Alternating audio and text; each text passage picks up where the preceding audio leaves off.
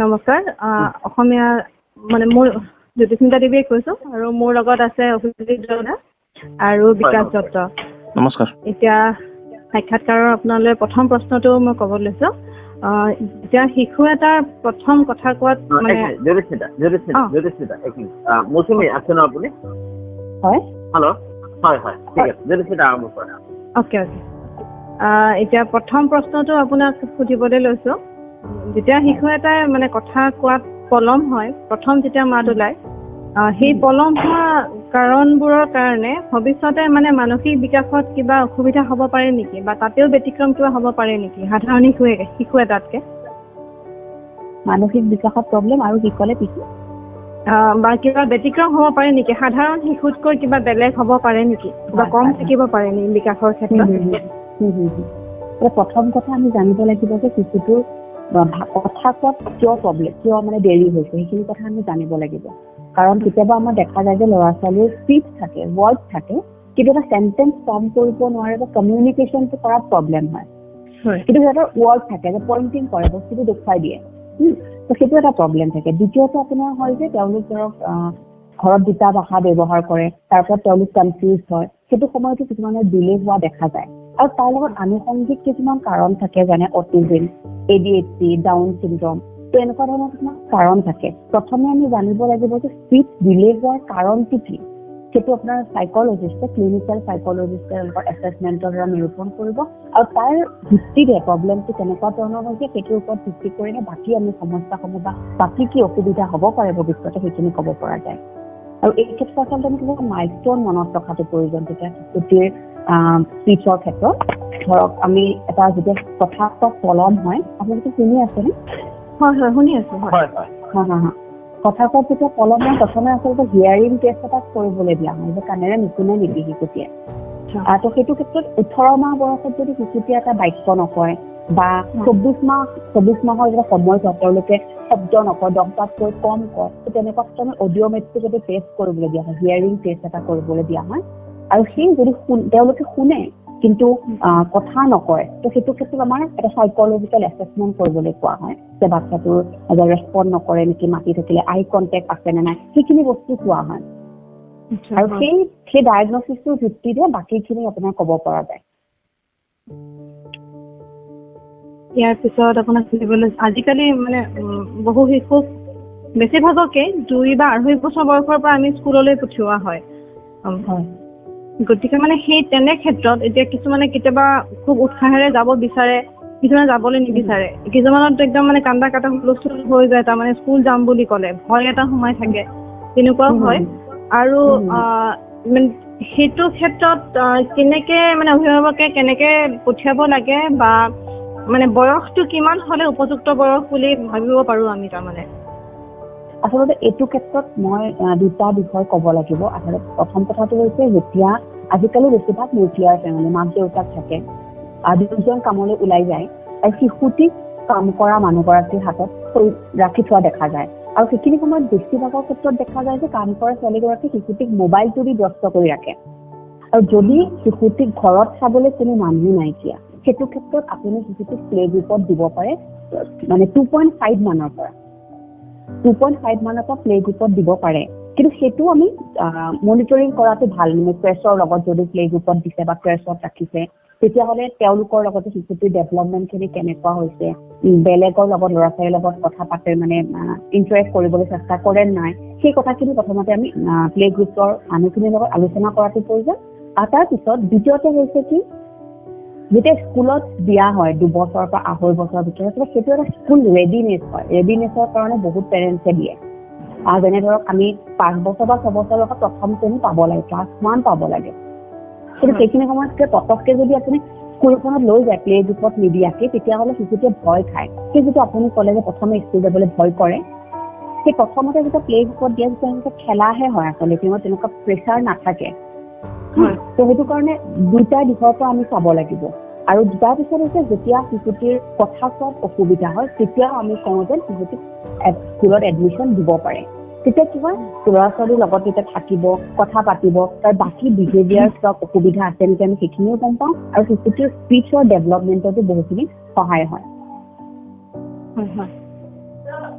ঠিক আছে বাৰু অকণমান ৰ'ব হা 1 মিনিট হয় হয় Abhijita hello' hello' hello' hello' hello' Abhijita হয় ধন্যবাদ মৌচুমী আমি অকণমান কথা জানিলো ইতিমধ্যে আচলতে আপোনাক আমি এটা কথা জনাবলৈ পাই ভাল পাইছো যে আমাৰ যিখন মেগাজিন সাহিত্য ততৰ ইয়াত প্ৰতি মাহতে আমি একোটা এখন কিতাপ লওঁ কিতাপ লৈ সেই কিতাপ অনুযায়ী কাম কৰোঁ আৰু এইবাৰ আমাৰ সম্পাদনা সমিতি আৰু সম্পাদকৰ লগত আলোচনা কৰি আমি সিদ্ধান্তত উপনীত হ'লো যে শিশুৰ যিবিলাক মনোবৈজ্ঞানিক সমস্যা বা মনস্তাত্ত্বিক সমস্যা এইবোৰ সম্পৰ্কে আপোনাৰ সৈতে আলোচনা কৰিম আমি আপোনাৰ পৰা অলপমান কথা জানিম আৰু আপোনাৰ পৰামৰ্শখিনিয়ে আমাৰ পঢ়ুৱৈসকলকো নিশ্চয় উপকৃত কৰিব আৰু সেই উদ্দেশ্যকে সাৰোগত কৰি আচলতে আমি আমাৰ এই প্ৰশ্নাৱলী আৰম্ভ কৰিছো দ্বিতীয় প্ৰশ্নটোলৈ জনাৰ পাছত মই সম্পাদক জ্যোতিষদাক আকৌ পুনৰ কণ্টিনিউ কৰিবলৈ অনুৰোধ জনাইছো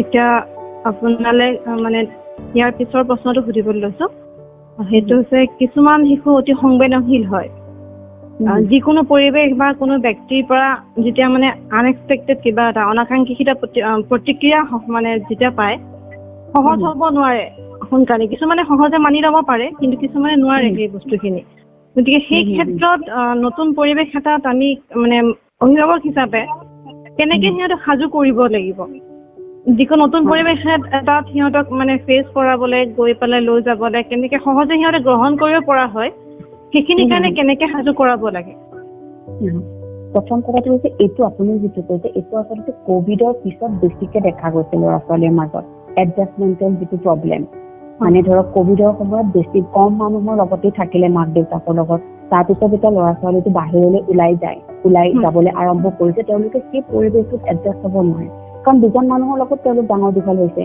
সেইটো এটা হয় ছ'চিয়েলাইজেশ্যনৰ প্ৰভাৱটো তেওঁলোকৰ কম থাকে আৰু তাৰপিছত যদি ব্যক্তি বিশেষে হয় কোনোবা পাৰ্টিকুলাৰ কোনোবা এজন মানুহলৈ ভয় কৰে বা সেই মানুহজন থকা জেগাত যাব নিবিচাৰে তেতিয়া আমি শিশুটিৰ পৰা জনাটো প্ৰয়োজন যে তুমি বা সেই মানুহজনৰ পৰা কিবা অসুবিধা পাইছা নেকি যে তেওঁক তোমাক কিবা কৈছে নেকি আমি সেই বস্তুখিনি জনাটো প্ৰয়োজন যে কিয় ভয় খায় বা তুমি কিয় এনেকুৱা ধৰণৰ এটা বাহিৰৰ পৰিৱেশত যাবলৈ ভয় কৰা বা বেয়া পোৱা সেইখিনি শিশুটিৰ পৰা প্ৰথমতে জানিবলৈ চেষ্টা কৰাটো ভাল কাৰণ তেওঁৰ মনতো কিছুমান প্ৰশ্ন হৈ থাকিব পাৰে আমাৰ অভিভাৱকসকলে কিয় আমি ফ'ৰ্চ কৰোঁ কিছুমান কথাত হয়নে কিছুমান কথাত ফ'ৰ্চ কৰাৰ পৰা শিশুটিৰ সেইখিনি মানসিকভাৱে তেওঁলোক অকণমান ব্যাঘাত মানে মানসিকভাৱে তেওঁলোকৰ অকণমান অসুবিধা সমস্যাৰ সৃষ্টি হয় কাৰণ তেওঁলোকৰ মনত যিখিনি সমস্যা হয় সেইখিনি আমি বুজিবলৈ চেষ্টা নকৰোঁ তো সেইটো কাৰণে প্ৰথম কথা আমি এই কাৰণসমূহ জানিবলৈ চেষ্টা কৰাটো ভাল প্ৰথমে তাৰপিছত লাহে লাহে ধৰক যিটো আপোনালোকৰ ফেমিলিৰ যিটো গেট টুগেডাৰ হয় সেনেকুৱাবোৰত ছোৱালীজনী বা ল'ৰাটোক লৈ যোৱাৰ অভ্যাস কৰিব লাগে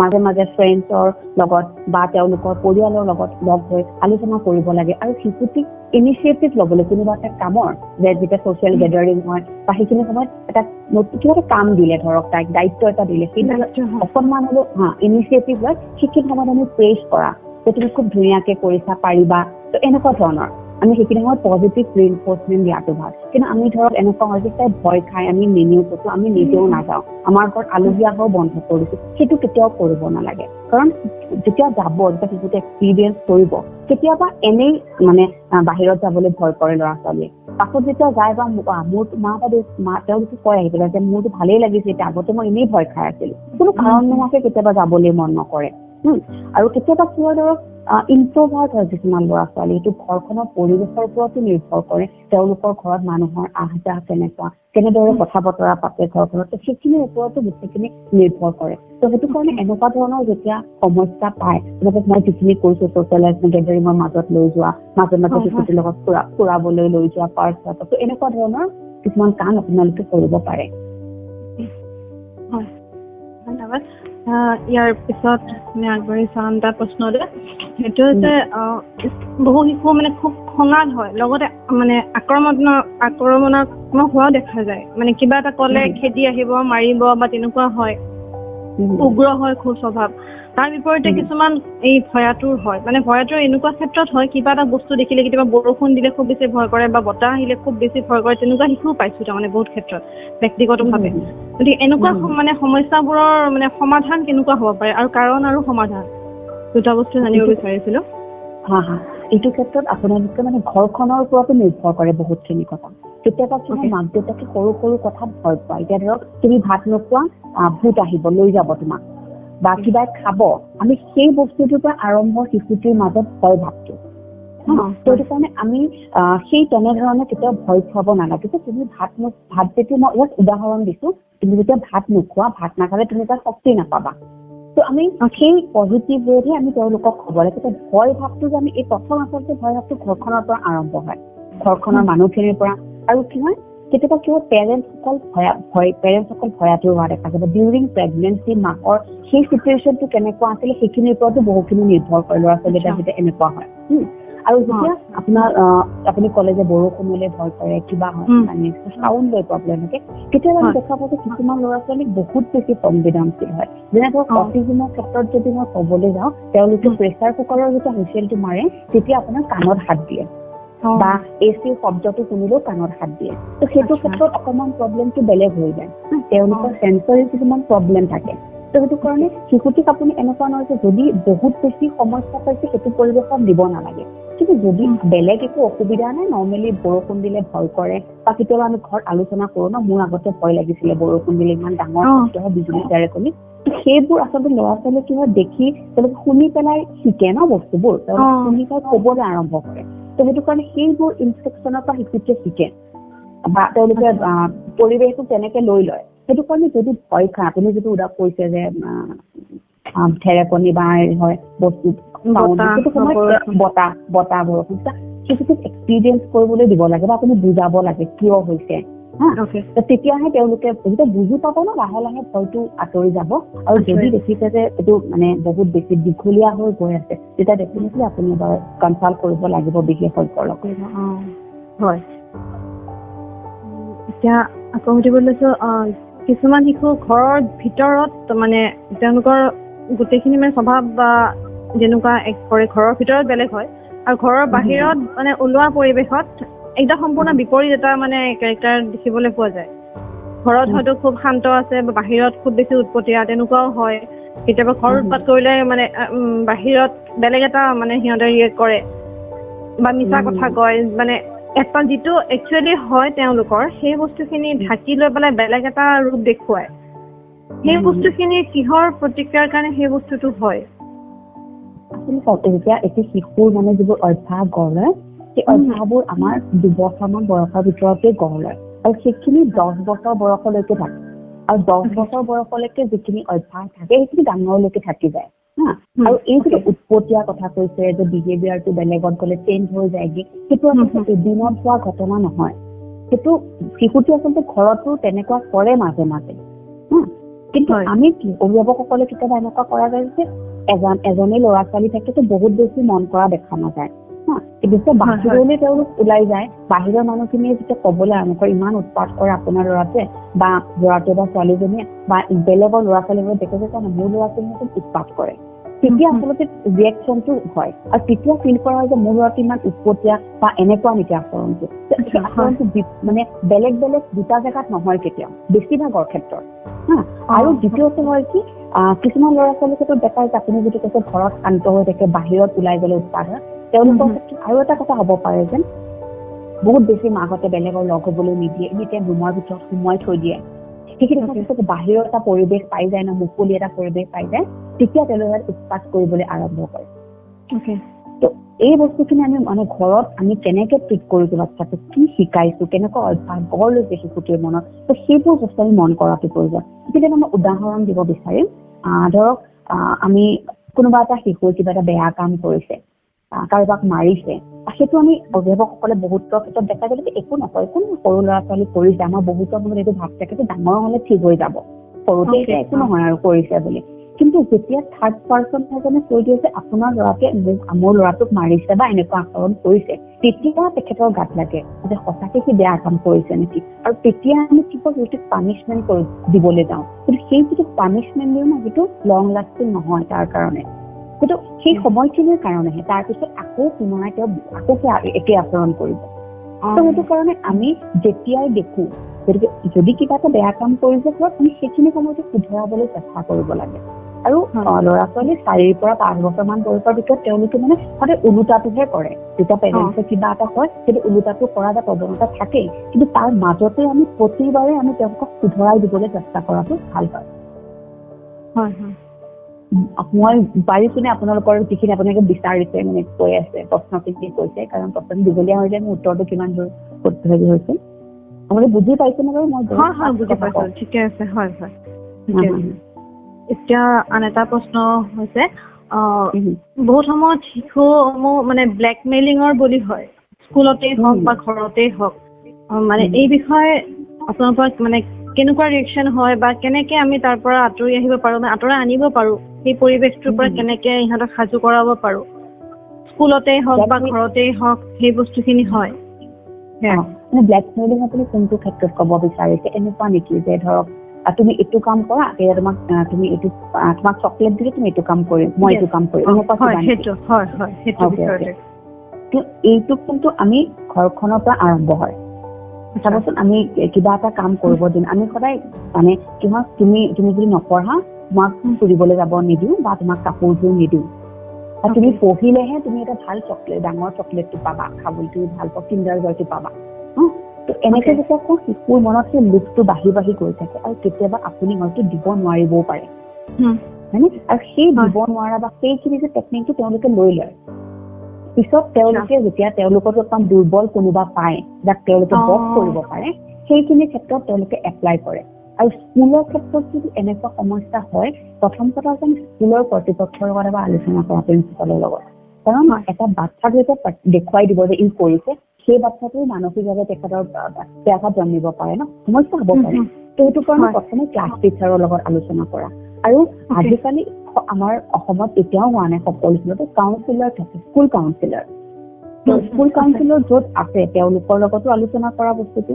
প্ৰথমতে যদি আপোনালোকৰ কাৰোবাৰ লগত হৈছে তেনেকুৱা, তেওঁলোকক আপোনালোকে জনাব পাৰে যে স্কুলৰ প্ৰিন্সিপাল বা ক্লাছ টিচাৰৰ লগত বা বিষয়টো আলোচনা কৰি সেই যোনে যোনে কৰে তেনেকুৱা কাম, তেওঁলোকৰ পেৰেণ্টসকলৰ লগত আলোচনা কৰা সেই বস্তুটো।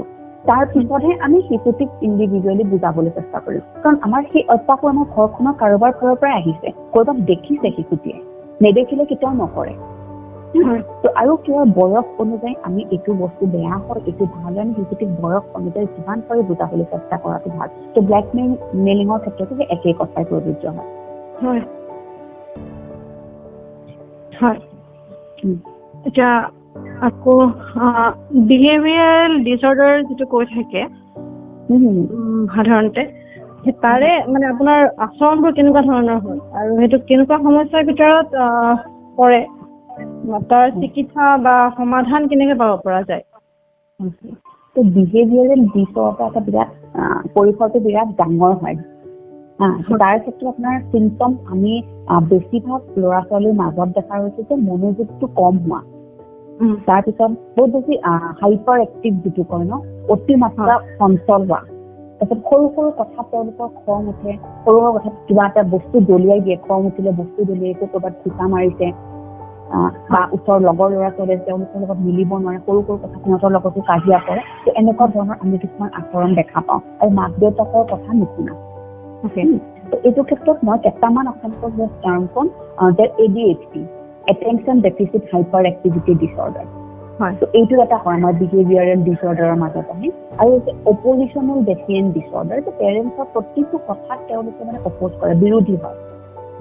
আৰু এটা কণ্ডাক্ট ডিছঅৰ্ডাৰ বুলি আছে বিহেভিয়াৰেল ডিছঅৰ্ডাৰৰ ক্ষেত্ৰত। কণ্ডাক্ট হৈছে সৰু সৰু বস্তু কথাত খং উঠা, কিবা খং উঠিলে ওচৰত যি আছে ভুল মাৰি দিয়া, চকী টেবুল ভাঙি দিয়া, সেনেকুৱা ধৰণৰ। তো এইখিনি আমাৰ বিহেভিয়াৰেল ডিছঅৰ্ডাৰৰ ক্ষেত্ৰত পৰে। তো এইখিনি ক্ষেত্ৰত আমি ডাইৰেক্ট যদি বাচ্ছা এটা আপুনি দেখিছে যে হাইপাৰ এক্টিভিটি আছে, বহুত বেছি ইম্পালচিভ হয়, সৰু সৰু কথাত খং উঠে, তেতিয়া আমি পটককে আমি কৈ দিব নোৱাৰো যে বাচ্ছাটোৰ ADHD আছে, বাচ্ছাটোৰ অপজিশ্যন ডেফিয়েণ্ট ডিছঅৰ্ডাৰ, এনেকুৱা আমি পটককে ডায়েগনচিছ কৰি দিব নোৱাৰো। সেইটো প্ৰপাৰ ডায়েগনচিছ আপোনাৰ কৰিব চাইকাইট্ৰিষ্ট আৰু ক্লিনিকেল চাইকলজিষ্টেহে। কাৰণ এইটো কথাটো এইটো কাৰণে ক'লো যে বহুতৰ ক্ষেত্ৰত দেখা যায় যে মোৰ ল'ৰাটো বহুত বেছি উৎপাত কৰে, ADHD লক্ষণ আছে নেকি, এনেকে কৈ দিয়ে, কিন্তু আমি সেইটো ডায়েগনচিছ কৰিব নোৱাৰো। সেইটো চাইকাইট্ৰিষ্ট বা চাইকলজিষ্টেহে পাৰে, ক্লিনিকেল চাইকলজিষ্টেহে পাৰে। আৰু এইবোৰৰ মানে আৰম্ভণি হিচাপত যদি আমি ক'বলৈ যাওঁ, এইখিনি ঘৰখনৰ অভাৱ বহুতখিনি আছে। ঘৰখন বা মাক দেউতাকে কৰা বিহেভিয়াৰ, কাৰণ কেতিয়াবা চাবচোন ল'ৰা ছোৱালীৰ সমস্যাত যেতিয়া মাক দেউতাকৰ কাজিয়া লাগে বা ইজনে সিজনক বেয়াকে কয়, তো সেইখিনি ল'ৰা ছোৱালীয়ে দেখি থাকে। আমি ভাবো যে সৰু ল'ৰা ছোৱালী ইমান মন নাই দিয়া, কিন্তু এইখিনি কোনোবাখিনিত সিহঁতৰ মানে মনত থাকি যায়। আৰু যদি দেউতাকে খং উঠি কিবা বস্তু দলিয়াই দিছে, তো সেইটো ল'ৰা বা ছোৱালীটোৱে শিশুটোৱে কৰিবলৈ আৰম্ভ কৰে। কাৰণ সিহঁতিতো নাজানে ন যে ইম'চন এটা মানে ৱে অফ এক্সপ্ৰেছনটো কেনেকুৱা, সেইটো ডাঙৰ সকলক দেখি পেলাই শিকে। তো সেইটো কাৰণে সেইটো ক্ষেত্ৰত মানে ঘৰৰ পৰিৱেশটো অকণমান দায়ী, কিন্তু সকলোবোৰ বিহেভিয়াৰ বিচৰাৰ ক্ষেত্ৰত আমি মানে ক'ব নোৱাৰো একজেক্ট ৰিজন এইটোৱে বুলি ক'ব পৰা নাযায়। তাৰ কাৰণে কিছুমান ৰিস্ক ফেক্টৰ জেনেটিক থাকে, আপোনাৰ ফেমিলিৰ মাক দেউতাকে কেনেকুৱা বিহেভিয়াৰ কৰিছে সেইখিনি বস্তু থাকে, বা শিশুটিৰ লগত কেনেকুৱা আচৰণ। কিছুমান পেৰেণ্টছে বহুত ৰুড ব্যৱহাৰ কৰে বাচ্ছাৰ লগত, তুমি এইটো নকৰিলে নহ'ব, মানে অৰ্ডাৰ দিয়াৰ টাইপ কাম কৰে ন চব কামৰ ক্ষেত্ৰতে। তো সেইটো ক্ষেত্ৰতো কেতিয়াবা এনেকুৱা ধৰণৰ সমস্যা হোৱা দেখা যায়। কিন্তু এইটো আপোনাৰ এবাৰ এছেছমেণ্ট কৰাটো প্ৰয়োজন চাইকিয়াট্ৰিষ্ট বা ক্লিনিকেল চাইকলজিষ্টৰ লগত। আৰু এইটো ক্ষেত্ৰত প্ৰথমতে ঘৰখনৰ পৰা আপোনালোকে শিশুটিৰ কিয় হৈছে, মানে আমাৰ বিহেভিয়াৰৰ ক্ষেত্ৰত চিন্তা বস্তুৱেই মন কৰিবলগীয়া যে বিহেভিয়াৰটো যে কিবা এটা কাম কৰিছে, সেই কামটোৰ লগত শিশুটিৰ লগত কিবা ঘটি গৈছে নেকি, কিহৰ কাৰণে কৰিব লগা হৈছে, কাৰণটো। তাৰপাছত হৈছে বিহেভিয়াৰ, তাৰপিছত হৈছে কনচিকুৱেঞ্চটো। সেই বিহেভিয়াৰটোৰ পাছত কি কনচিকুৱেঞ্চ হৈছে, তো সেই তিনিটা কথা আমি মন কৰিবলগীয়া। সেইখিনি মানে প্ৰথম কথা যে কিবা এটা বেয়া কাম কৰিছে, আপুনি কাৰণটো জানিলে, তাৰপিছত আপুনি কাৰণটো শুধৰাব চেষ্টা কৰিলে যে তুমি কিয় কৰা বা তোমাৰ কি হয় সেইখিনি সময়ত। প্ৰথমতে পেৰেণ্টছে শিশুটিৰ লগত ইণ্টাৰেক্ট কৰি জানিবলৈ চেষ্টা কৰাটো ভাল। তাৰপিছত অলপমান শিশুটিৰ লগত টাইম স্পেণ্ড কৰা, কাৰণ যিমান সময় কটাব শিশুটিৰ আপুনি শিশুটিক বুজিবলৈ সুবিধা হয়। যদি অভিভাৱকৰ ফালৰ পৰা একো হোৱা নাইকিয়া, যে আপোনালোকে কৰিব পৰা নাইকিয়া, ডেফিনেটলি এজন চাইকলজিষ্ট বা ক্লিনিকেল চাইকলজিষ্টৰ লগত লৈ পেলাই থেৰাপি কিছুমান কৰিবলগীয়া হয়, ফেমিলি থেৰাপি কৰিব লগা হয়। CBT বুলি এটা আছে, কগনিটিভ বিহেভিয়াৰেল থেৰাপি, সেইটো ক্লিনিকেল চাইকলজিষ্টে কৰে।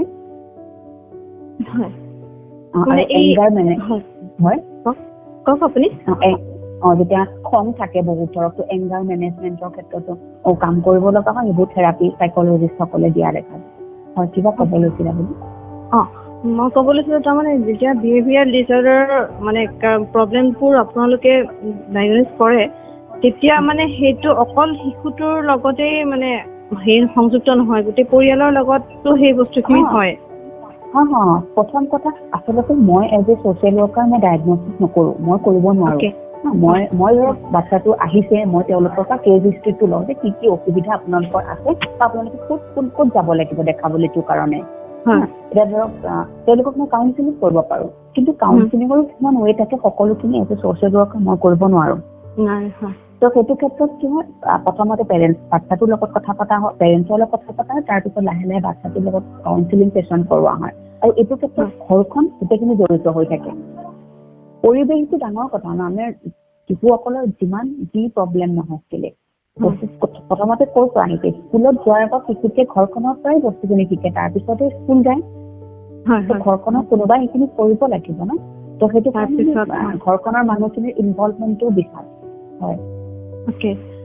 আৰু এই ক্ষেত্ৰত ছিংগল পেৰেণ্টছৰ কিবা মানে সম্পৰ্ক মানে সেইটো বিষয়ত কিবা থাকিব পাৰে নেকি? ছিংগল পেৰেণ্টছ হ'লে তেওঁলোকৰ ল'ৰা ছোৱালীৰ কেনেকুৱা ৰিয়েকশ্যন হয়, সেইখিনি কিবা বেলেগ থাকিব পাৰে নেকি? এতিয়া ধৰক বা বিহেভিয়াৰ ডিছঅৰ্ডাৰ যিটো প্ৰব্লেম হয়, সেইটো ছিংগল পেৰেণ্টছৰ ল'ৰা ছোৱালীও সেইটো হ'ব পাৰে নেকি প্ৰব্লেমবোৰ? প্ৰব্লেমবোৰ চবৰে হ'ব পাৰে, আপুনি কেতিয়াও ক'ব নোৱাৰে যে ছিংগল পেৰেণ্টৰে নহ'ব বা হ'ব, তেওঁলোকৰ সেইটো ক'ব পৰা নাযায়। প্ৰব্লেম এটা কিয় হৈছে আমি কাৰণটো এইটোৱে কৈছোঁ, একজেক্ট ৰিজনটো গম পোৱা নাই, গম পোৱা নাযায় মানে, কিন্তু পৰিৱেশটো সম্পূৰ্ণভাৱে দায়ী। তাৰ উপৰি জিনৰ কথা আছে, জিনৰ কথাটো আহে, আমাৰ জেনেটিক কণ্ডিশ্যনবোৰ আহে। সেইটোৱে আৰু অকণমান আগতে মই কৈছোঁ যে ডিউৰিং প্ৰেগনেঞ্চি মাকৰ যিটো মানসিক অৱস্থা সেইটো কেনেকুৱা আছিলে, সেইখিনি সময়ত তেওঁ বহুত কিছুমানৰ ডমেষ্টিক ভায়লেঞ্চ হয় বা বহুত এংজাইটি থাকে, ষ্ট্ৰেছ থাকে বহুত, এইখিনি মানে এই সমস্যাবোৰ বাঢ়ি যোৱাত মানে আপোনাৰ অলপমান হ'লেও তেওঁলোকৰ অৰিহণা থাকে মানে। এতিয়া সেইটো মানে মোবাইলৰ কথাটো লৈ পেলাই, মোবাইলৰ প্ৰতি যিটো আসক্তি হৈছে শিশুসকলৰ, সেইটো মানে পৰিৱেশৰ লগত কিছুমান ঠাইত বেছি হয়, কিন্তু কিছুমান ল'ৰা ছোৱালী ইমানেই বেছি আসক্তি থাকে মোবাইলৰ প্ৰতি যেতিয়া মোবাইলটো লগত থাকে তেতিয়াহে নৰ্মেল চিটুৱেশ্যনত থাকে বা কথা বতৰা ভালকে কয়, আঁতৰাই অনাৰ লগে লগে মানে বেলেগ এটা ৰূপ লৈ লয়। সেই সমস্যাবোৰ মানে সমাধানৰ কেনেকুৱা? এতিয়া এনেকুৱা হয় মানে পৰিয়ালত মানুহ কম থাকে, বহুতে মোবাইলটো দি দিয়ে হাতৰ অভ্যাসৰ নিচিনা হৈ গৈছে, কিন্তু তাৰ পৰা আঁতৰাবলৈ আমি কেনেকে সিহঁতক ডাইভাৰ্ট কৰিব পাৰো? প্ৰথম কথা, পৰিয়ালত যোনেই মানুহ নাথাকক তেওঁলোকৰ মাজত ৰেষ্ট্ৰিকশ্যনটো আনিবলৈ চেষ্টা কৰাটো ভাল। যদি মাক দেউতাকে তেওঁলোকৰ বিভিন্ন কামৰ কাৰণে মোবাইলটো ব্যৱহাৰ কৰিবলগীয়াই হয়, সেইখিনি সময়ত মা বা দেউতাই কিয় মোবাইলটো ব্যৱহাৰ কৰিছে শিশুটিৰ বয়স অনুপাতে বুজাই দিয়াটো ভাল। যে অফিচৰ কাম আছে বা বিভিন্ন ধৰণৰ কামৰ কাৰণে দেউতাই মোবাইলটো চাব লগা হৈছে, কিন্তু তোমাৰ যদি তেনেকুৱা একো বিশেষ কাম নাথাকে, শিশুটিৰ বয়স অনুপাতে যিমান দূৰ পাৰে সেইটো পৰিৱেশ লৈ বা শিশুটিৰ মনত মানে তেওঁলোকৰ মনস্তাত্ত্বিক দিশটোক লক্ষ্য কৰি পেলাই বুজাই দিয়াটো ভাল হয়। তাৰপিছত হৈছে আমি আমাৰ অভিভাৱকসকলে এটা ভুল কৰে যে মোবাইলটো এজ এ লাৰ্ণিং ৱে ব্যৱহাৰ কৰে। কিবা এটা বস্তু তেওঁলোকে নাজানে, ঠিক আছে গুগলত চাৰ্চ কৰি লোৱা তুমি, এইটো আমি কেতিয়াও কৰিব নালাগে।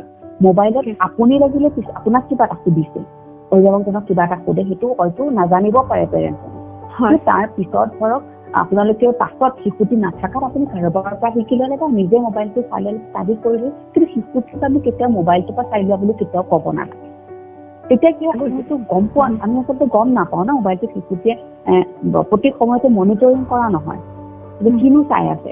আৰু শিশুটিক যেতিয়া অনলাইন ক্লাছ বা বাইজুৰ আজিকালি বিভিন্ন ধৰণৰ ক্লাছৰ কাৰণে দিয়া হয়, তো সেইখিনি সময়ত কিন্তু মনিটৰিং কৰাটো প্ৰয়োজন। শিশুটিয়ে সঁচাকেই ক্লাছ কৰিছে, আমি হোৱাটছএপত কাৰোবাৰ লগত কথা পাতি আছো, কিবা ভিডিঅ' চাই আছে। কাৰণ এইটো মানে ক'বলৈ সবচে সহজ যে মা পঢ়ি আছে ইয়াতে, কিন্তু সেইটো সঁচাকেই পঢ়িছে মানে সেইটো চোৱাটো প্ৰয়োজন। আৰু এটা কথা, যেতিয়া শুবলৈ যোৱা হয়, যদি বাচ্ছাটো অভিভাৱকৰ লগত শুৱে, তেতিয়াহ'লে সেইখিনি সময়ত যদি আমি মোবাইলটো নিনিও, সেইটোৱে কিন্তু বহুত শিশুটিক মোবাইলটোৰ পৰা মানে যিটো আসক্তিটো কমাই ৰাখে।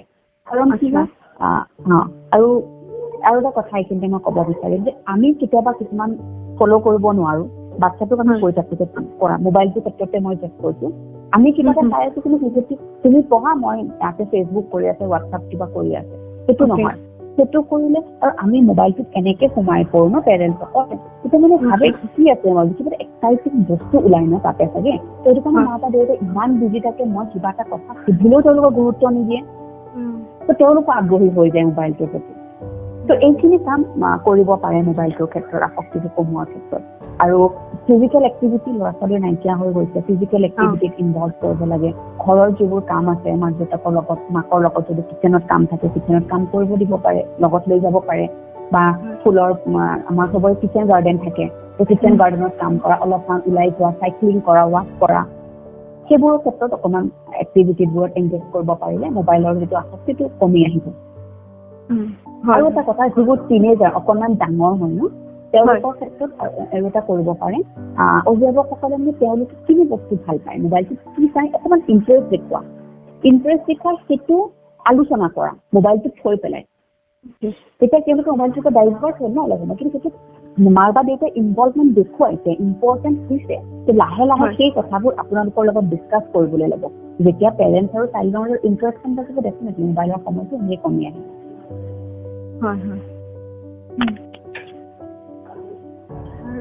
এতিয়া অভিজিতে কিবা সুধিব? হেল্ল', হেল্ল', হয় তুমি গম পালো, ধন্যবাদ। মই দুটামান প্ৰশ্ন আপোনাক সুধিব বিচাৰিছো। ধৰক বৰ্তমান যিটো সময় হৈ আছে বা এতিয়াৰ যিখিনি সময় আপুনি যিখিনি কথা ক'লে, এনেকুৱা ধৰণৰ কিবা ব্যৱস্থা থাকিব পাৰে নেকি যে আমি সাধাৰণতে জানোৱেই বা জানিবলৈ চেষ্টা কৰো যে অভিভাৱকে ল'ৰা ছোৱালীক এনেকে চালে ভাল হ'ব বা অভিভাৱকে নিৰ্দিষ্ট পন্থা এটা ব্যৱহাৰ কৰি চালে ভাল হ'ব, কিন্তু বহু ক্ষেত্ৰত দেখা যায় যে অভিভাৱকসকলেও এই ক্ষেত্ৰত সুশিক্ষিত নহয় বা ধৰক প্ৰপাৰলি ট্ৰেইন কৰা নহয়। গতিকে ছাত্ৰ ছাত্ৰী বা শিশুসকলৰ উপৰিও অভিভাৱকসকলকো এই ক্ষেত্ৰত কিবা ধৰণৰ বিশেষ পৰামৰ্শ আগবঢ়াব পৰা যায় নেকি? মানে ধৰক বা তেনেকুৱা কিবা চিষ্টেম চলি আছে নেকি আমাৰ দেশখনত এতিয়া বা আমাৰ ৰাজ্যখনত? এতিয়া আপোনাৰ যিটো আপোনাৰ স্কুলৰ ট্ৰেইনিং কৰিব পাৰে পেৰেণ্টছসকলৰ মাজত, যে শিশুসকলৰ মাজত এনেকে ধৰক স্কুলত যি বেছিকে প্ৰব্লেম পাই থাকে, সেই প্ৰব্লেমখিনি এবাৰ গোটেইখিনি একত্ৰিত কৰিলো, কৰি পেলাই সেইখিনিৰ লগত আলোচনা হ'ল যে এনেকুৱা প্ৰব্লেম হৈ আছে বা আপোনালোকে ঘৰত কি কৰিব পাৰে, য'ত বাচ্ছাখিনি নাথাকে, অকল পেৰেণ্টছ থাকিব, পেৰেণ্টছ আৰু টিচাৰৰ মাজত ইণ্টাৰেকশ্যন চেচন।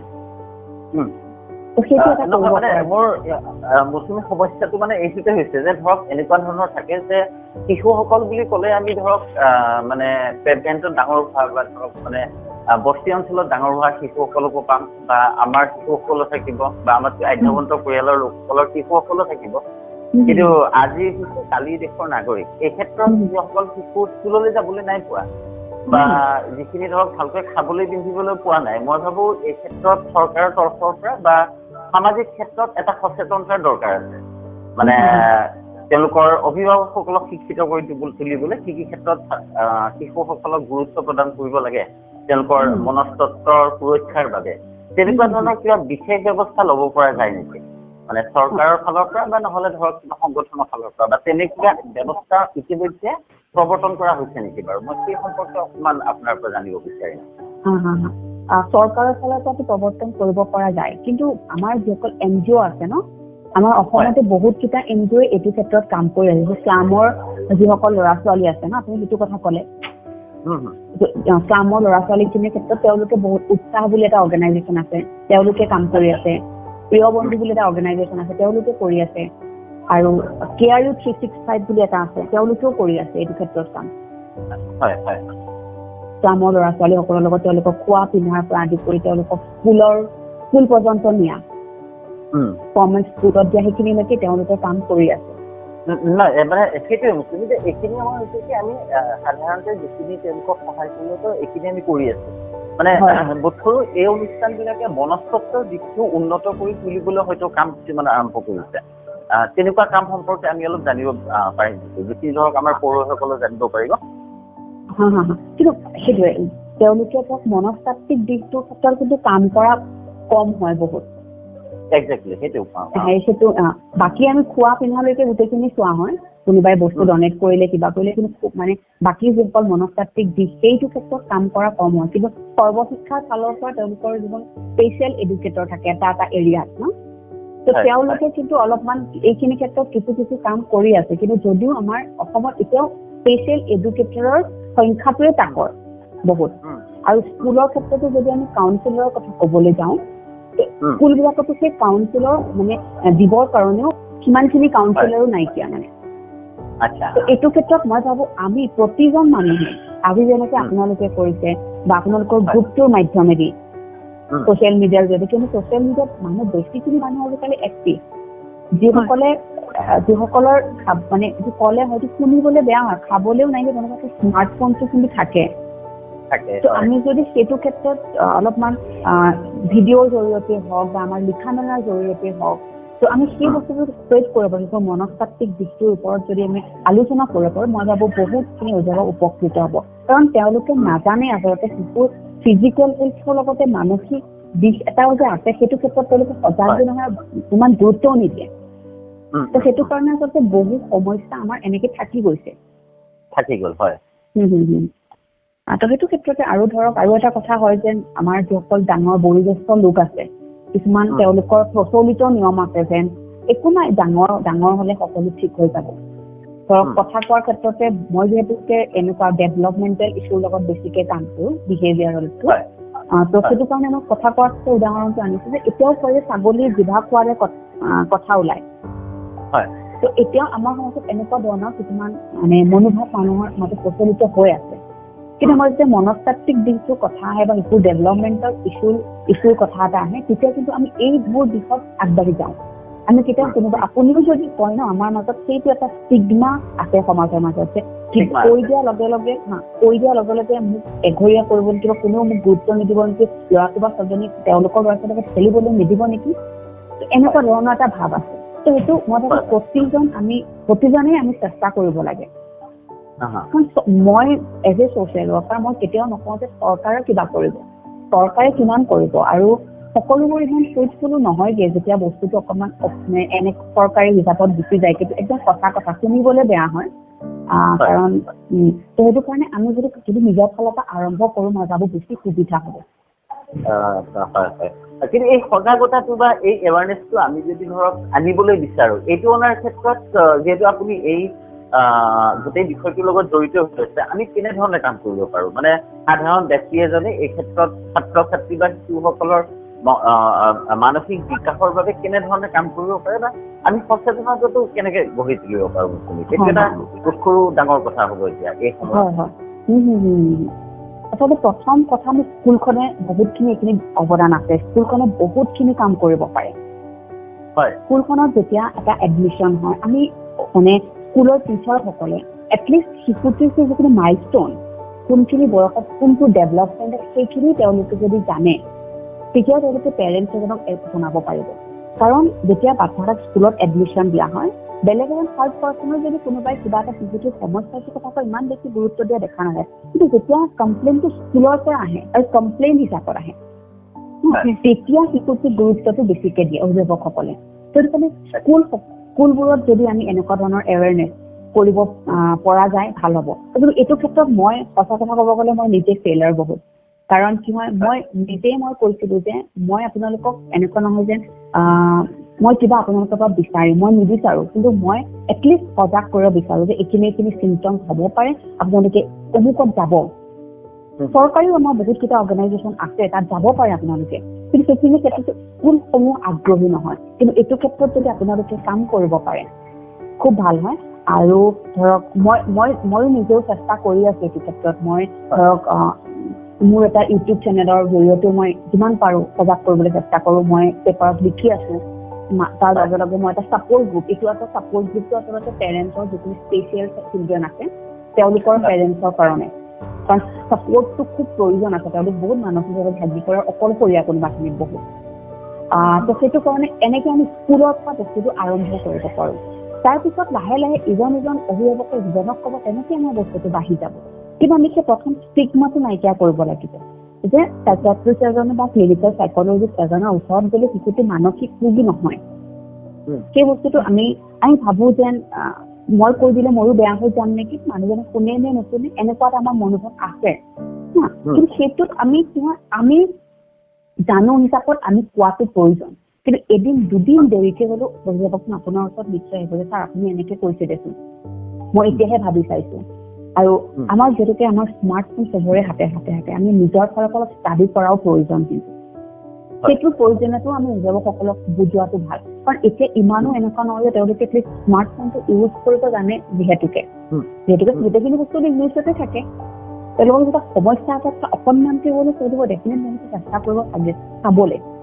আৰু মই ভাবো এনেকুৱা মানুহ আমাৰ এতিয়াও আছে যোনে কিবা এটা বস্তু বুজি নাপায়, মই বুজি পোৱা নাই, মোক বুজাই দিয়কচোন, সকলোৱে বুজাই নিশ্চয় দিব এইটো ক্ষেত্ৰত। তো আমি এনেকুৱা ধৰণৰ কামবোৰ আচলতে কৰিব পাৰো। তাকে আৰু ধৰক এনেকুৱা এটা হ'ব পাৰে। তাৰমানে মোৰ এইটো কথা কৈ থকাৰ লগে লগে আন এটা প্ৰশ্ন বা কথা এটা মনলৈ আহিছে যে ধৰক যিটো ভাল বা বেয়াৰ সংজ্ঞা, আমি ভাবো যে বহু ক্ষেত্ৰত এইটো এটা ষ্টিগমা যে এগৰাকী শিশু ধনী পৰিয়ালৰ ক্ষেত্ৰত শিশুটোৱে যদি ভাল এটা চাকৰি পায় তেতিয়াহ'লে তেওঁৰ জীৱনটো সাৰ্থক হ'ব। দুখীয়া পৰিয়াল এটাৰ ক্ষেত্ৰত কথাটো এনেকুৱা হ'ব যে শিশুটোৱে যেতিয়া উপাৰ্জন কৰিব পাৰিব তেতিয়া তেওঁৰ জীৱনটো সাৰ্থক হ'ব। কিন্তু যদি আমি মানুহ হিচাপে কথাটো ভাবো, সাৰ্থকতা আচলতে উপাৰ্জনৰ লগত জড়িত নহয়। বা ভাল বা বেয়াৰ সংজ্ঞাটো আপোনাৰ সম্পূৰ্ণৰূপে মানে আপেক্ষিক ধাৰণা। এই সমাজত যিবোৰ ঘটনা ঘটি আছে, সমাজত যিবোৰ উদ্বেগজনক সমস্যাৰ সৃষ্টি হৈছে, এইবোৰ সম্পৰ্কে আমি শিশুসকলক যদি সজাগ কৰিব বিচাৰো বা তেওঁলোকক ভাল বা বেয়াৰ সংজ্ঞাটো আমি দিবলৈ বিচাৰো, তেতিয়াহ'লে আমি তেওঁলোকৰ অভিভাৱক হিচাপে সেই ভাল বা বেয়াখিনি কেনেকৈ শিকাব পাৰিম বাৰু? যিটো ধৰক মানে আমি এতিয়ালৈ কৰা নাই, এটা ষ্টিগমা আছে চাগে আমাৰ মনত। আৰু এই বিষয়টোৱে অলপ ডাঙৰকৈ ক'বলৈ গ'লে মই ধৰক মানে যিটো ছেক্সুৱেল এডুকেশ্যন, যৌন বিষয়ক যিটো অধ্যয়ন, এই বিষয়টো মই সামৰি একেলগে মই আপোনাৰ পৰা এটা আলোচনা বিচাৰিছো। এইটো ক্ষেত্ৰত যেতিয়া আমি শিশু এটাই কিবা এটা প্ৰশ্ন সোধে, সেই প্ৰশ্নটো আমি বিজ্ঞানসন্মতভাৱে আমি উত্তৰটো দিবলৈ চেষ্টা কৰাটো ভাল। দুদিন দেৰিকে হ'লেও আমি আচলতে লাভ কৰো।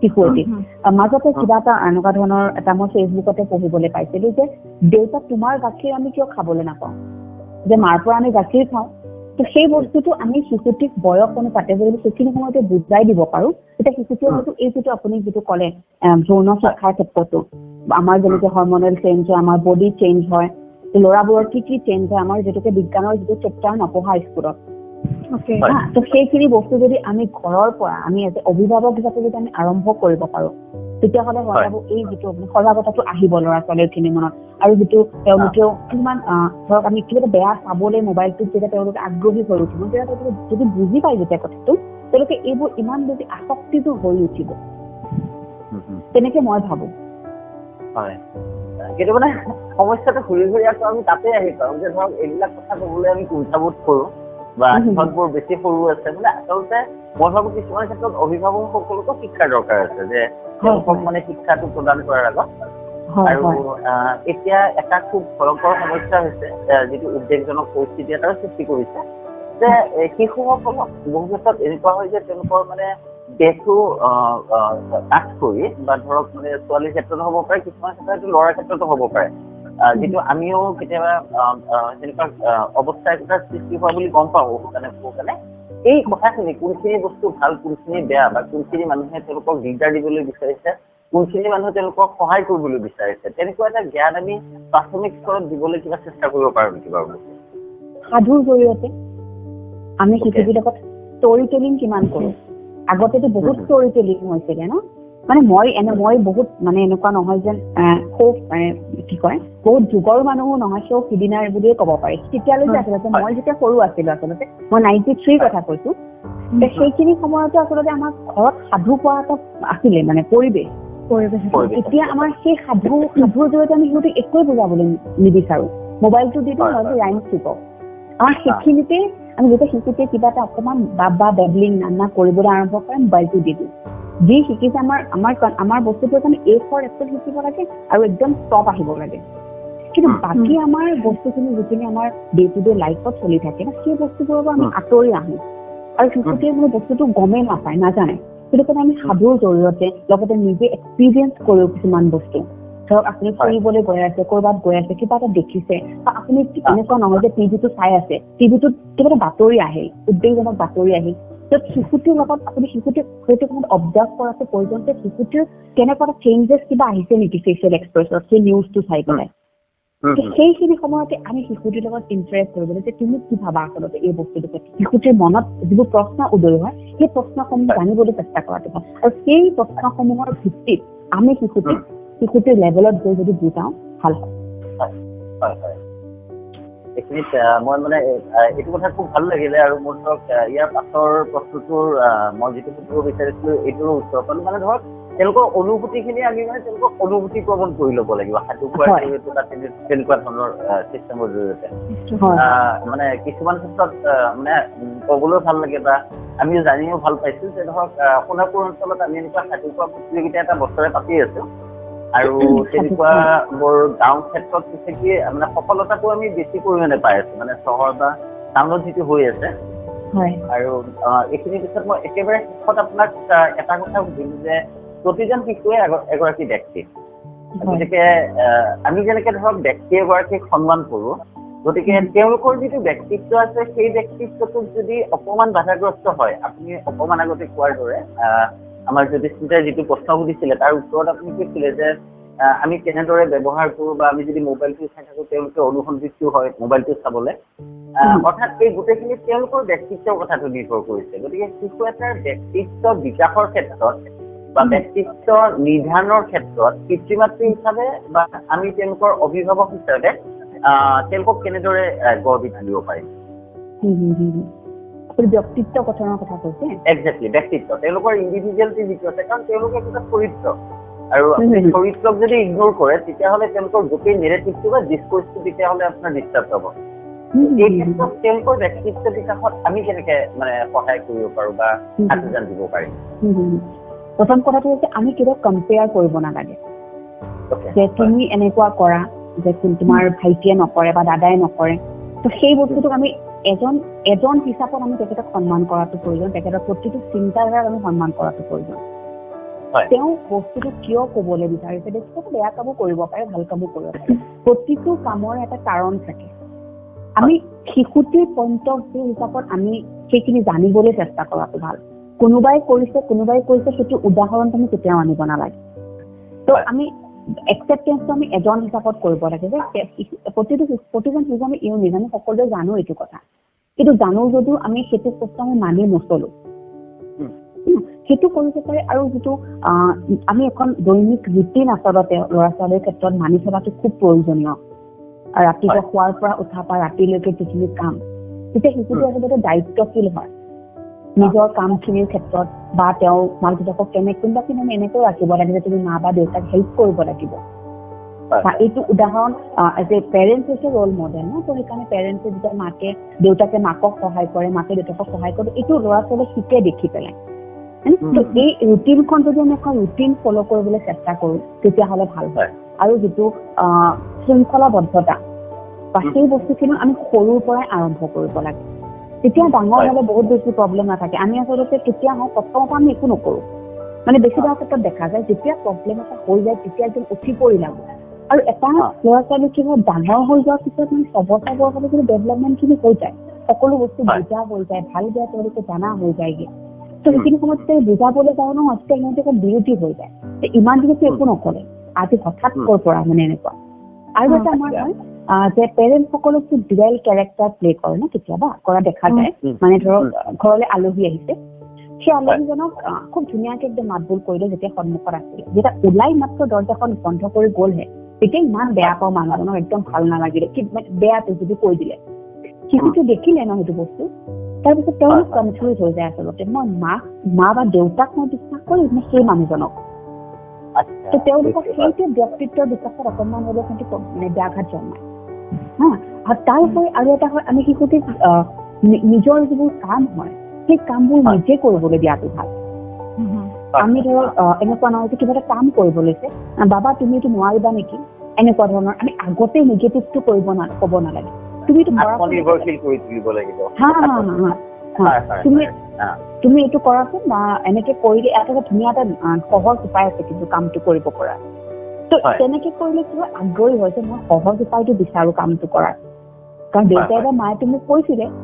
আৰু যেতিয়া তেওঁলোক মানে কি হয়, যেতিয়া কামটো সফল আছে ভাল পায় আৰু নতুন এটা কাম কৰিবলৈ উৎসাহ পায়। তো এইবোৰ আচলতে একদম সৰু সৰু কথা। আমি যিটো ল'ৰা ছোৱালী এটা মানে আপোনাৰ কি হয় অকণমান বুজা হোৱাৰ পৰাই আমি এইবোৰ বস্তু আৰম্ভ কৰিব পাৰোঁ। 2 বছৰমান বয়সৰ পৰাই, কাৰণ 2 বছৰ বয়সত এটি শিশুৱে তেনেকে তেওঁলোকৰ কথাবোৰ ক'ব পৰা হয়, অস্পষ্ট হ'লেও, কিন্তু সেইখিনি বয়সৰ পৰাই আমি আৰম্ভ কৰিব পাৰোঁ। আৰু যিটো এইখিনি ক্ষেত্ৰত আচলতে যিটো ষ্টৰি টেলিং ছেছন, অভিভাৱকে সময় দিয়া, এই বস্তুখিনি কিন্তু বহুত সহায় কৰে। আৰু এটা কাম কৰিব পাৰে, ফ্লেছ কাৰ্ড। আমি আচলতে বৰ্তমান আমাৰ ল'ৰা ছোৱালীসকল যিহেতুকে আমি মোবাইলটোৰ পৰা আৰম্ভ হয় ন, স্ক্ৰীনৰ সময়টো বা বেছিভাগ তেওঁলোকে স্ক্ৰীনত চাই পেলাই মানে কৰে বুলি ক'লেও ভুল নহয় এতিয়া ন। তেওঁলোকৰ যদি পিকচাৰ আমি যদি ভিজুৱেলাইজ কৰিব পাৰোঁ, শিশুটিক ইমেজিনেশ্যন ক্ৰিয়েট কৰিব পাৰোঁ। আপুনি যে ফ্লেছ কাৰ্ড আমাৰ যিটো ব্যৱহাৰ কৰে, এখন কাৰ্ড দিলে, ছবি থাকিলে, সেই ছবিখনত কি আছে বা তুমি কি ভাবানো এই ছবিখনক লৈ পেলাই, তেতিয়া শিশুটিৰ ইমেজিনেশ্যন চিন্তা কৰিব ল'ব ন, বস্তুবোৰ ভাল বেয়া তেওঁলোকে বস্তুবোৰ জানিব পাৰিব, বুজিব পাৰিব, আপোনাৰ ওচৰত শ্বেয়াৰ কৰিব। তো এইখিনি হ'লে যিটো এজন শিশুৰ ব্যক্তিত্ব গঠনত মই ভাবোঁ বহুখিনি অৰিহণা আগবঢ়ায়। মানে ধৰক আমি এনেকুৱা যে মানে তেওঁলোকৰ চিন্তা শক্তি বৃদ্ধি কৰি আত্মনিৰ্ভৰশীল কৰি বা তেওঁলোকক মানে তেওঁলোকৰ ষ্টেজটো দি আমি তেওঁলোকৰ নিসংগতাও দূৰ কৰিব পাৰিম নিশ্চয়, যিটো এতিয়া এটা মানে উদ্বেগৰ বিষয় বৰ্তমান। যিটো মি টাইম, নিসংগতা বুলি আপুনি ক'লে, মি টাইম সকলোকে লাগে, নিজৰ মাজত অলপমান সময়, সেইখিনি সময়ত শিশুটোৱে নিজক মানে উদ্ভাৱন কৰাত সহায় হয় তেওঁলোকৰ।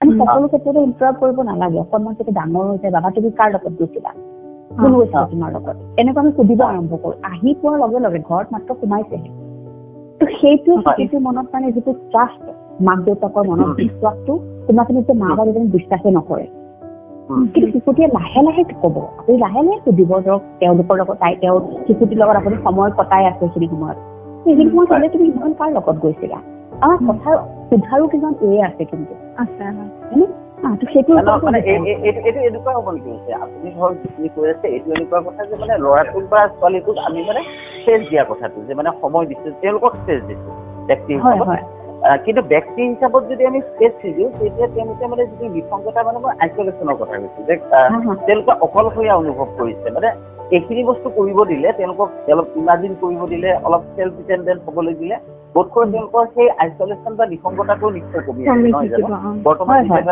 বিষয় হয় ঠিকে আছে মোৰ এইখিনিয়ে ক'বলগীয়া আছে মই শেষত আৰু এটা কথা সুধিব বিচাৰিছো সেইটো হৈছে মানে আমি যেতিয়া সৰু আছিলো আমাৰ যেতিয়া মানে শিশুকালটো বা স্কুলৰ সময়খিনি তেতিয়া আমাক স্কুলত পানিচমেণ্ট দিলেও মানে যেতিয়া মানে আগতেতো বেটেৰে মাৰিছিলে মাৰাৰ সময়তো সেইখিনি মানে আমি ঘৰত আহিও নকওঁ কাৰণ ঘৰত আহি ক'লে মানে ঘৰতো আকৌ একেটাই পানিচমেণ্টে পাম আমি যে স্কুলত মাৰ খাই আছে ঘৰতো মাৰ খায় তেনেকুৱা টাইপৰ হয় এতিয়াতো সিমানখিনিতো নহয় কেতিয়াও স্কুলত কিন্তু মানে সাধাৰণ কিবা এটা হ'লেও বা টিচাৰে গালি পাৰিলে বা মই পাইছিলো মানে মোৰ ছোৱালীজনীৰ লগৰে মানে ফ্ৰেণ্ড এজন মানে টিচাৰে জাষ্ট পিঠি দিনে লাহেকে হাতেৰে দিছিলে যে কিয় এনেকুৱা কৰি আছা সেইটো কাৰণে সেই ল'ৰাজনে ঘৰত গোটেই ৰাতি কান্দি থাকিলে নুশুলে তাৰমানে ইমান বেছি সংবেদনশীল বা ইমান বেছি উদ্বিগ্নতা কিহৰ কাৰণে হয় যিটো বস্তু মানে সিহঁতে মানে একচেপ্ট কৰিবই নোৱাৰে বস্তুটো মানি ল'বই নোৱাৰে যে এইটো বস্তু কিহৰ কাৰণে হৈছে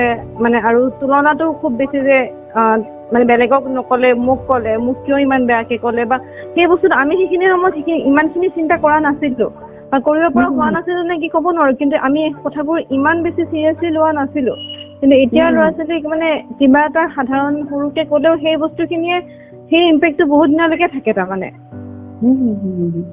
সেই বস্তুটো কিহৰ কাৰণে এইটো ক্ষেত্ৰত অভিভাৱকে বহুত বেছি টেম্পাৰিং কৰে ল'ৰা ছোৱালীক যে আমি বহুত বেছি চইচ দিওঁ ধৰক মই এটা সৰু উদাহৰণ দিম খোৱাৰ ক্ষেত্ৰত ধৰক ভাত নাখাই ৰুটি বনাই দিম ৰুটি নাখাই মেগী বনাই দিম বহুত বেছি চইচ পাই যায় তেওঁলোকে সেইকাৰণে টেম্পাৰিংটো বেছি পাই যায় ন তো সেইটো ঘৰত তেওঁলোকে ইম্পৰ্টেঞ্চটো পায় টেম্পাৰিং পায় সেইটো স্কুলত নাপায় কাৰণ সম্ভৱো নহয় ইমানখিনি ল'ৰা ছোৱালীৰ মাজত দিয়াটো আৰু যেতিয়া কি হয় তেওঁলোকক অকণমান কোনো বেয়াকেও কয় ঘৰত কাৰণ তেওঁলোকে এইটো নুশুনে আৰু শুনিলেও হয়তো যোনে কয় তেওঁ গালি খায় মানে মাকে ক'লে দেউতাকে গালি দিলে আইতাকহঁতে গালি দিলে যে ইমান সৰু ল'ৰা ছোৱালী ইমান একো মানে বুজাই লাভ নালাগে বুজাবলৈ এনেকুৱা ধৰণৰ কিছুমান দেখা যায় আমাৰ সচৰাচৰ সেইবোৰৰ পৰা মানে তেওঁলোকৰ এনেকুৱা হোৱা দেখা যায় বেছি উদ্বিগ্নতা হৈ যায় আৰু এইটো আপুনি কওঁতে মই এটা কথা ক'ব বিচাৰিম যে স্কুলৰ কথাত সংক্ৰান্তত মানে এতিয়া কি হৈছে আমাৰ ল'ৰা ছোৱালীবোৰে কেইদিনমান বন্ধ পোৱাৰ পিছতে স্কুল যাবলৈ নিবিচাৰে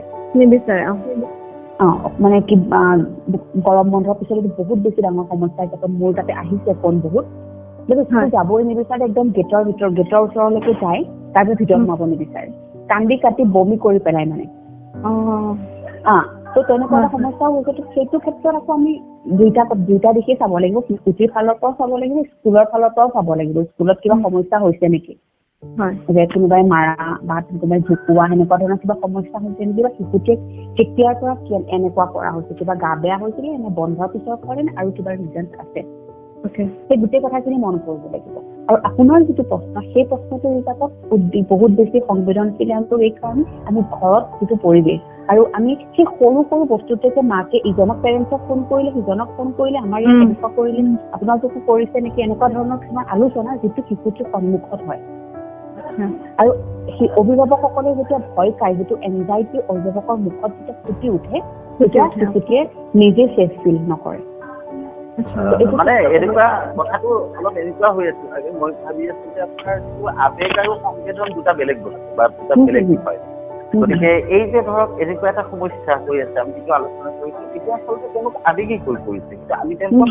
সংবেদনশীল বনাব পৰা নাই মানে they become emotional but they are not sensitive বোধকৰো সেইটো এটা সমস্যাৰ পৰা যিটো আপুনি ক'লে এইটো ধৰক আমি আগতে যৌথ পৰিয়ালত এইটো দেখা নাই কিন্তু আমি যেনেকে ডাঙৰ হৈছো আমাৰ সময়ত কিন্তু এতিয়া আপোনাৰ হৈছে কি যৌথ পৰিয়ালতে একক পৰিয়াল হোৱাৰ কাৰণে আমাৰ মানে ল'ৰা বা ছোৱালীটোৰ ওপৰত গুৰুত্বটো বাঢ়িছে যিটো স্কুলত নাথাকে সেইটো এটা হ'ব পাৰে ইম'চন আৰু চেনচিটিভিটি দুটা বেলেগ বস্তু বস্তুৰে এইটো আমি ডিফাৰেঞ্চিয়েট কৰিবলৈ ক'ৰবাত কিবা এটা অসুবিধা পাই আছো বা তেওঁলোকক দেখুৱাব পৰা নাই এনেকুৱা হ'ব পাৰে নেকি চাগে হয় ঠিক আপুনি ঠিকেই কৈছে সেইটোৱে আৰু যিটো আচলতে আমি কেতিয়াবা কিবাখন ভয় খাওঁ ন অভিভাৱকসকলে ভয় লাগে প্ৰথমতে যেতিয়া স্কুলত ল'ৰা ছোৱালীটো যায় যে মনত বেয়াও লাগে ন যে ইমান দিন আমাৰ লগত থাকিলে স্কুলত যাব ইমান সময় আমাৰ পৰা দূৰত থাকিব কিন্তু সেই যিটো ভয় লগা বা বেয়া লগা আমি শিশুটিক সন্মুখত দেখুৱাব কেতিয়াও নালাগে তেতিয়া কি হয় যে মা বা দেউতাই ভয় খাইছে মই স্কুলত য'ত যাম মই তাতে ছেফ নহয় নেকি তাতে মই কোনোবাই মোক কিবা কৰিব নেকি, আৰু সেইখিনি সময়ত যেতিয়া কোনোবাই শিশুটিক বেয়াকে কয়, কিবা এটা ক'লে,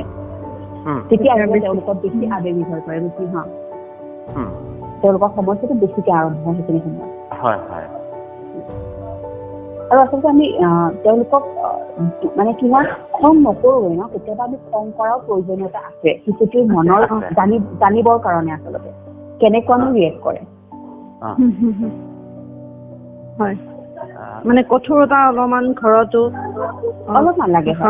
মানে এই যিটো মই ক'লো যে অকমান আগত যিটো এখন ৰুটিন বনাব লাগে বা নিয়মানুবৰ্তিতাৰ কথা ক'লো, সেইখিনি ক্ষেত্ৰত যিখিনি ৰুলছ ঘৰত অভিভাৱকসকলে বাচ্ছাটোৰ কাৰণে বনাব লাগে, সেইটো ক্ষেত্ৰত মানে আমি কিছুমানত মানে ষ্ট্ৰিক্ট হ'ব লাগে। এইটো কিন্তু যৌথ পৰিয়ালত সম্ভৱ নহয়। মানে ধৰক আপুনি শিশুটিৰ কাৰণে এইখিনি সময়ত পঢ়িব লাগিব, তুমি পঢ়িব আপুনি বহুৱা লাগিব।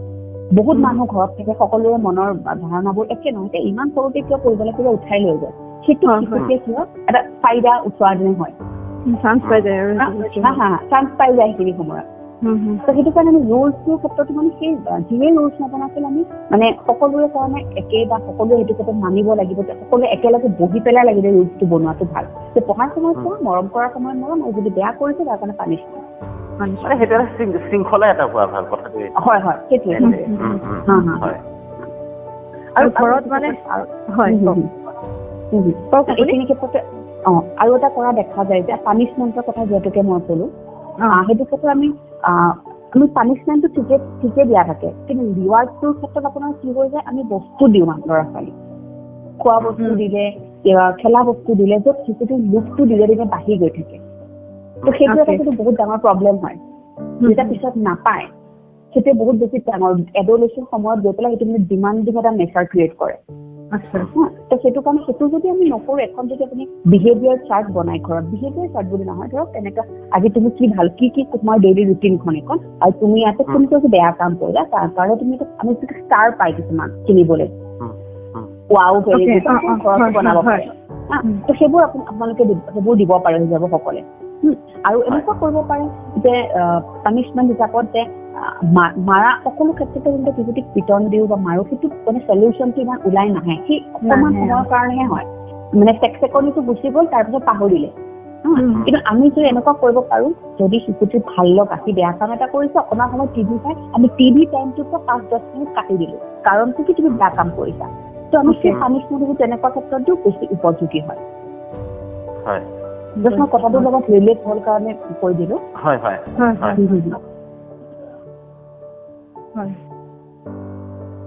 হ'ব নেকি?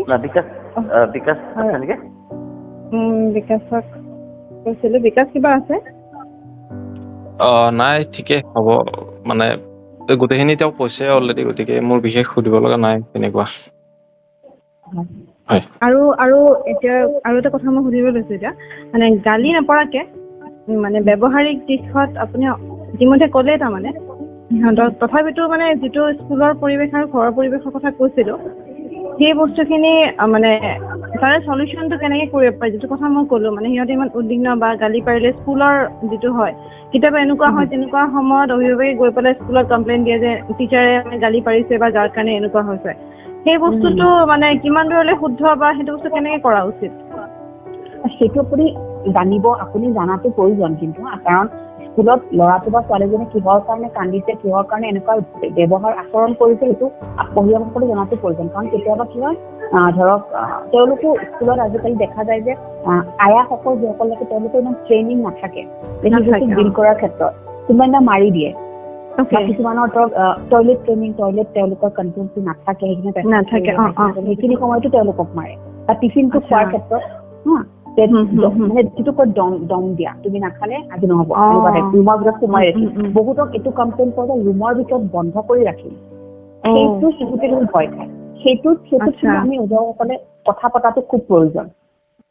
শিশুটিয়ে যদি বুজাব পাৰিছে খুব ভাল কথা, যে মা বা দেউতা মোক এনেকুৱা কৰিছে, সেইটো হিচাপত আপুনি ল'ব পাৰে একশ্যন, আপুনি ঘৰতে শিশুটিক বুজোৱাৰ কাৰণে জনাটো প্ৰয়োজন। আৰু ডাইৰেক্ট যেতিয়া আপুনি স্কুলত গৈ পেলাই কমপ্লেইনটো দিব ন, তেতিয়া কি হয় আপোনাৰ স্কুলৰ পৰা কি হয় বাচ্ছাটোৰ যিটো দিয়া ইম্পৰ্টেঞ্চটো আগতে যিমান দিছিলে সিমান নিদিয়া হৈ যায়গে নিদিয়া হয় ৰিভেঞ্জ লোৱাৰ নিচিনা হয় আৰু হা কাৰণ কি হয় যদি কোনোবা এজন মানুহৰ ওপৰত তেওঁলোকৰ মেনেজমেণ্টৰ মানুহৰ ওপৰত কিবা ক'লে ন তেনেকুৱা টিচিং ষ্টাফৰ ওপৰত তো সেইটো গুৰুত্বটো নিদিয়ে তো সেইটো কাৰণে যদি শিশুটিয়ে ধুনীয়াকে আপোনাক আলোচনা কৰিছে কথাখিনি তো শিশুটিক আপুনি ঘৰত যে কিয় এনেকুৱা কৰে তুমি বেয়া কাম কিবা এটা কৰিছা চাগে আমি যিমান পাৰোঁ শিশুটিক বুজাব চেষ্টা কৰোঁ আৰু মানে টিচাৰৰ লগতো এনেকে কথা পতাটো ভাল যাতে স্কুলখনক আপুনি ব্লেম নিদিয়ে বা কোনো টিচাৰক আপুনি ব্লেম দিয়া নাইকিয়া জাষ্ট এনেকুৱা এটা ঘটনা হৈছে যে শিশুটিয়ে গোটেই ৰাতি খোৱা নাইকিয়া কপি আছে কপি থাকে হা তো তেতিয়াহ'লে আমি কি কৰিব পৰা যায় আপুনি নিজে কওক আপুনি যিহেতুকে বেছিভাগ সময় আপোনালোকৰ লগত থাকে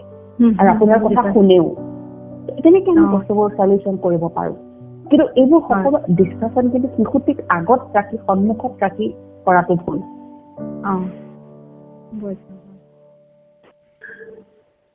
হয় ধন্যবাদ অভিজিতা আপোনাৰ আছিলে আৰু নাই মোৰ যথেষ্ট উপকৃত হ'লো অভিভাৱক হিচাপে বা ধৰক দেশৰ নাগৰিক হিচাপেও আপোনাৰ কথাখিনিৰ পৰা নিশ্চয় আমাৰ পঢ়ুৱৈসকলেও উপকৃত হ'ব মোৰ ফালৰ পৰা আৰু সাহিত্য তৰফৰ পৰা ধন্যবাদ জ্ঞাপন কৰিলোঁ যদি তুমি শেষৰ মুখনি দেখুৱাই দিয়া আৰু একেলগে হয় আপুনি কৈ দিয়কচোন ঠিক আছে সাহিত্য তৰফৰ পৰা আপোনালৈ অশেষ ধন্যবাদ থাকিল আৰু এইখিনি কথাৰ পৰা নিশ্চয় আমাৰ পঢ়ুৱৈসকল আমি যেনেদৰে উপকৃত হৈছে তেওঁলোকেও উপকৃত হ'ব শিশুসকলৰ মানসিক স্তৰ বা মানসিক বিকাশৰ বাবে আজিৰ আলোচনা নিশ্চয় এক যোগাত্মক ভূমিকা পালন হ'ব পুনৰবাৰ সাহিত্য তৰফৰ পৰা পুনৰবাৰ ধন্যবাদ জনালোঁ হয় মোৰ ফালৰ পৰা আপোনালোক সকলোলৈকে ধন্যবাদ থাকিল আচলতে ইমানখিনি সুবিধা দিয়াৰ বাবে মই কাকো চিনি নাপাওঁ এজনকো মানে ফেচ টু ফেচ মই চিনি নাপাওঁ তাৰ মাজতো কোনোবাই মোৰ নাম্বাৰ দিছে কোনোবাই মোৰ কথা কৈছে আৰু যিহেতুকে যোৱা এবছৰ ধৰি মোৰ মানে মই কামো কৰা নাই অসমত টেলিফোনিক কথা পতা হয় কিন্তু তাৰ মাজত আপোনালোকে মোক বিচাৰি ফোন কৰিছে আৰু মোক এইখিনি সুবিধা দিয়াৰ বাবে মই প্ৰতিজনকে বহুত ধন্যবাদ আৰু মই বহুত কৃতজ্ঞ মই ভাবোঁ যিমানখিনি ক'ব পাৰোঁ যিমানখিনি মোৰ অভিজ্ঞতা এনেকুৱা নহয় যে মোৰ বহুত সাংঘাতিক কিবা এটা অভিজ্ঞতা হৈছে কাৰণ 2016 চনত মই মাষ্টাৰ্ছ কমপ্লিট কৰিছোঁ আৰু 2018 চনৰ পৰাহে মই শিশুৰ এই জগতখনৰ লগত তাৰ আগতো মই কাম কৰিছোঁ কিন্তু শিশুৰ মানসিক জগতখনৰ লগত 2018 চনৰ পৰাহে মই কাম কৰিছোঁ ত' মোৰ যিখিনি হয় অভিজ্ঞতা মই সেইখিনি আপোনালোকৰ লগত মই শ্বেয়াৰ কৰিলোঁ কাৰণ কিতাপৰ বিষয়ে একো কোৱা নাই যিখিনি মই দেখিছোঁ বা মই কওঁতে অভিভাৱকসকলে পালন কৰিছোঁ বা তেওঁলোক উপকৃত হৈছে সেই কথাখিনি আপোনালোকৰ লগত শ্বেয়াৰ কৰিলোঁ ত' মই যদি এজন অভিভাৱকক উপকৃত কৰিব পাৰোঁ সজাগ কৰিব পাৰোঁ মই ভাবোঁ মোৰ এই যিখিনি 1 ঘণ্টা সময় এই সময়খিনি দিয়াটো কামত আহিব বুলি ভাবোঁ ত' শেষত সকলোকে আকৌ এবাৰ ধন্যবাদ হয় হয় এয়া উপকৃত হ'বই গোটেই কথাখিনি শিশুসকলৰ লগত জড়িত মনস্তত্বৰ লগত জড়িত হয় উপকৃত হ'ব আমি যেনেদৰে উপকৃত হৈছোঁ সাহিত্য.org তৰফৰ পৰা পুনৰবাৰ আপোনাক ধন্যবাদ জ্ঞাপন কৰিলোঁ আকৌ লগ পোৱাৰ আশাৰে আমি আকৌ এইবোৰ কথা পাতিম শিশুসকলৰ কথা আলোচনা কৰিম আজিলৈ আমি ইমানতে সামৰণি মাৰিলোঁ ধন্যবাদ ধন্যবাদ